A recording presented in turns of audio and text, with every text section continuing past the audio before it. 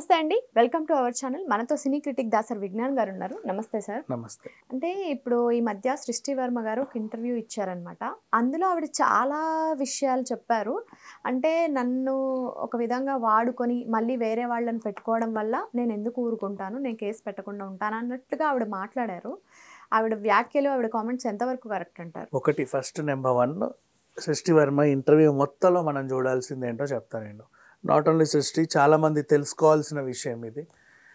ఏ అమ్మాయికైనా ఒక కష్టం వచ్చింది అంటే ఓకేనా, చాలామంది ఏం చేస్తారు అంటే ఇక కష్టం వచ్చి నేను బయట పడలేను, నా వల్ల కాదు అనుకుంటే ఇమీడియట్లీ ఫ్యాన్కు చున్నీ కట్టేస్తారు, లేదా ఏదో ఒకటి మింగుతారు, లేదా ఎక్కడి నుంచైనా దూకేస్తారు.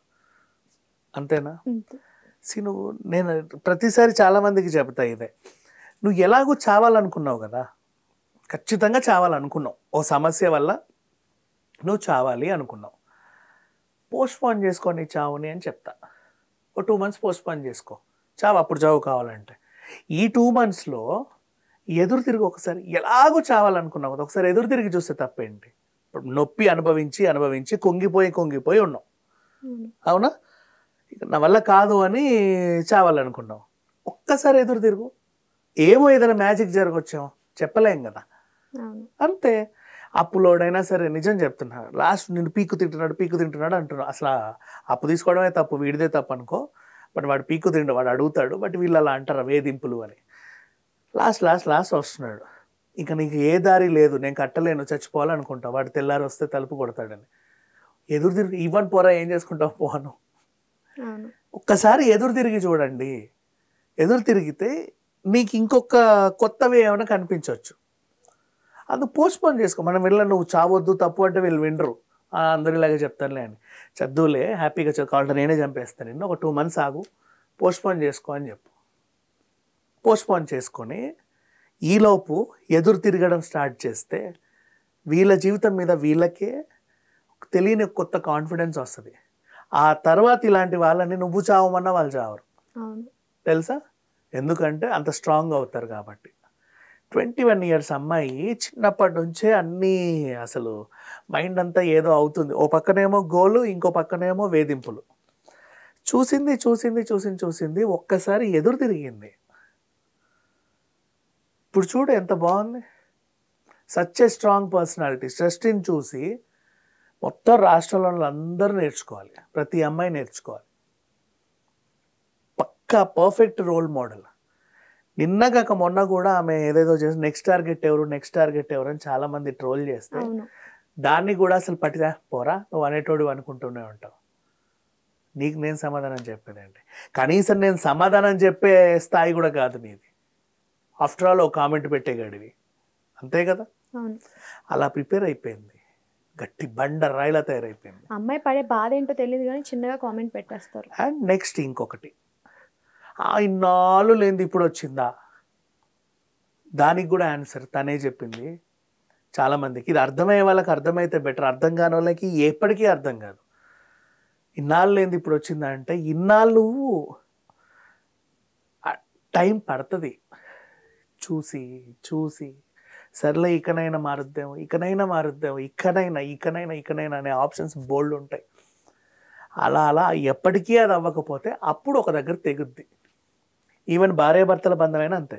పెళ్లి చేసుకున్న వెంటనే పోవే దొంగ మొహం దానా అన్న వెంటనే సరే ఇదిగో విడాకులు అని ఇవ్వరు, చూస్తారు. సరే తిడుతున్నావు, కొడుతున్నావు, తాగొస్తున్నావు అని చెప్పి వెయిట్ చేస్తారు.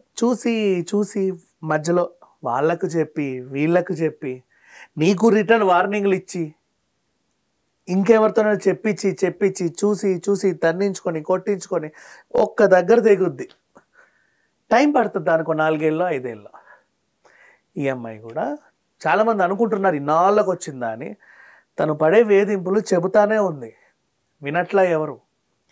బెదిరిస్తూ ఉంది ఇండైరెక్ట్గా, వాట్సాప్ గ్రూపులలో కూడా, వీళ్ళందరూ ఉన్న గ్రూపులలో కూడా ఇండైరెక్ట్గా బెదిరించడం, వినట్లా. ఏం చేయి, నువ్వేం చేసుకుంటావో చేసుకో, మొత్తం నాదే చెల్లుద్ది అని. సరే నీతో నాకెందుకు, నా బ్రతికేదో నేను బ్రతికేస్తా, కార్డు ఇవ్వమంటే ఇవ్వాల, నువ్వు ఇక్కడ దానివి కాదు, మరి మిగతా వాళ్ళకి ఎలా ఇచ్చావు ఇక్కడ దాని వాళ్ళకి కాళ్ళకి? అసలు యానిమాస్టర్ కూడా ఇక్కడిది కాదు తెలుసా మన బిగ్ బాస్. ఏ లాంగ్వేజ్లో అయినా పని చేయొచ్చు మా కార్డు ఉంటే. అది వాళ్ళ ఇష్టం. పని చేసే వాళ్ళకి లేని బాధ, ఆవిడతో పని చేయించుకునే వాళ్ళకి లేని బాధ, కార్డు ఇవ్వడానికి మీకేంటి ప్రాబ్లం? ఎందుకు ఆ పిల్లని అలా చేయడం? అనుభవించింది, సరే పోన్లే, ఎంత 6.5 lakh ఇవ్వాలి అంతే. అప్పుడు ఆమె స్టార్ట్ చేసుకున్నప్పుడు ఇంకొంచెం తక్కువే ఉండొచ్చు. సరే కార్డు తీసుకున్నాక పని చేయాలంటే డాన్సర్లను పంపలా, అక్కడో వేధింపు. చూసి చూసి చూసి చూసి చూసి అనుభవించి ఒక్కసారి బర్స్ట్ అయింది. అంత సహనము 21 yearsకి రావడం అనేది నిజంగా చాలా గ్రేట్. నిన్న ఆవిడ మాట్లాడింది అందరు ఎన్ని రకాల కామెంట్లు కూడా చూసాం, బోల్డర్ నెగిటివ్ కామెంట్స్ ఉన్నాయి. పెట్టేవాడికి ఎప్పుడైనా సరే ఇవాళ తెలియకపోవచ్చు, కొంతమంది కావాలని ఈమెని ఇబ్బంది పెట్టినోడు ఎవడైతే ఉన్నాడో, వాడెవడో నాకు తెలియదు, వీడు ఇబ్బంది పెట్టినోడు ఎవడైతే ఉన్నాడో వాడు ఏదన్నా రాజకీయ పార్టీలో ఉంటే వాడిని మనోడు అని ఓన్ చేసుకున్న వాళ్ళు కూడా ఈమె మీద దాడి చేయొచ్చు, అర్థమైందా? కానీ వాళ్ళకు కూడా ఉంటారు కదా ఇంట్లో ఆడపిల్లలు, వాళ్ళకైనప్పుడు తెలుస్తుంది ఈవిడ బాధ ఏంటనేది, అంతే. నెక్స్ట్ ఇంకొక సవాల్ విసిరింది. ఎవడో అడ్రస్ లేనోడు ఒకడు వచ్చి కూర్చొని ఈమె నన్ను లైంగికంగా వేధించింది అని చెప్పి సేమ్ కంప్లైంట్ ఈమె మీద పెట్టాడు. ప్రూఫ్ చేయండి, నేను ఇక్కడే సూసైడ్ చేసుకుంటా అన్నాడు. ఆడు ఏడి అని అడుగుతుంది. కరెక్టే, ఏడాడు?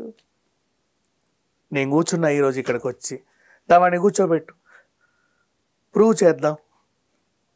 వాడు ఎందుకు సూసైడ్ చేసుకోవట్లే ఇంకా? మరి వాడికి సపోర్ట్ చేసింది ఇంకొక దేవత ఉందంట, అడ్రస్ లేనిది, నాకు తెలియదు ఆమె ఎవరో. ఆమె ఏమైందని అడుగుతుంది. చూడు ఏరి వాళ్ళంతా ఈరోజు అని గట్టిగానే అడుగుతుంది, కూర్చొని అడుగుతుంది, లైవ్లో కూర్చొని అడుగుతుంది. మరి ఆమె ధైర్యం ఏంటంటే నేనే తప్పు చేయలేదు, నేనే వేధింపబడ్డాను అనేది ఆవిడ వర్షన్. ఇంకో క్వశ్చన్ కూడా అడిగింది. ఇప్పుడేమో నీ ఎదుగుదలకు కారణం ఈయనైనా అని అడిగితే లేదు, నా టాలెంట్ మీద నేను ఆధారపడే నేను వచ్చిన టాలెంట్ ఉంది కాబట్టి ఈరోజు ఇక్కడ ఉన్నానని కరాఖండిగా చెప్పింది. మరి గతంలో నువ్వు ఈయన వల్లే నేనున్నాను ఒక సందర్భంలో చెప్పావు కదా, ఓ సినిమా సందర్భంలో, మరి దాన్ని ఏమంటావు అని అడిగింది. సరే చెప్పా, ఆ సినిమా బయటకు వచ్చిందా? రాలా. అంటే చెప్పింపబడితే నేను చెప్పా, నా లోపల నుంచి వచ్చిందా రాలేదా అనేది మీకు తెలియాలిగా. నోట్ నుంచి మాట వస్తే నేను అన్నట్టు కాదు, ఉద్దేశపూర్వకంగా నేను అనడం వేరు, నాతో ఇంకొకరు చెప్పించడం కూడా వేరు. ఇప్పుడు నీ దగ్గర నేను లోపల నుంచి మాట్లాడుతున్నా, గతంలో ఉన్నది సరే అక్కడ ఒక మాట ఇచ్చుంటా, అది బయటకు వస్తే కదా నేను చెప్పింది నిజమా అబద్ధమా నీకు అది తెలుస్తుంది.